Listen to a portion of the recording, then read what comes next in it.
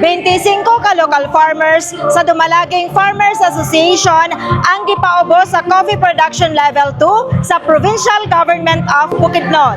Itudlo level 2 pa ni pero daghan pa ta og training nga maabot 25 graduates. Congratulations kaninyong tanan.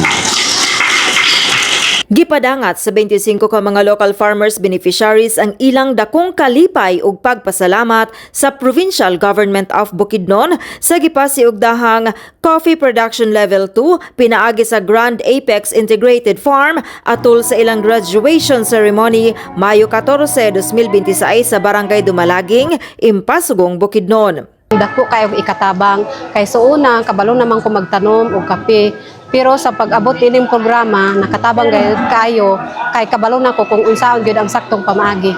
Dako akong kalipay ug pasalamat kang Gov. Onel Roque kay napasiugda kining programa diri sa among barangay. Sa pakigtimbayayong sa TESDA Bukidnon ug sa DA Agricultural Training Institute, gitinguha sa Training for Work Scholarship Program ang pagpalambo sa kahibalo sa mga mag-uuma diha sa pagtanom ug pag-atiman sa kape.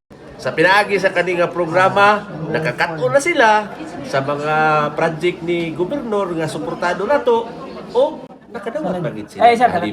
Sila malampusong nagsunod sa gilatid nga competency requirements sulod sa 22 ka adlaw. Gibungat usab ni Governor Roque sa mga okasyon ang pagpahimutang sa pipila ka mga hinabang sama sa pagbutang og coffee nursery sanglit gikonsidera usab niini ang kalayon sa maong barangay. Dasig na mo.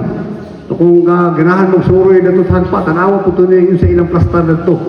No, kinsa inyong mga barangay leaders diri, inyong mga leader, tanaw na ito yung sa ilang ihimo na ito. No, para na yun mag-communicate sa probinsya, para matabangan na ito sa probinsya. Kaya kinanglan organisado. No, kinanglan naaging leader. Dili pwede nga tanan ang leader. Ha? Kanang inyong masaligan nga mag-leader. Kaya dito, makita na ko, bisan bata gabaging, bisan tigulang gabaging, tinanglan na kay itanom sama sa giingon si Biblia, di ba?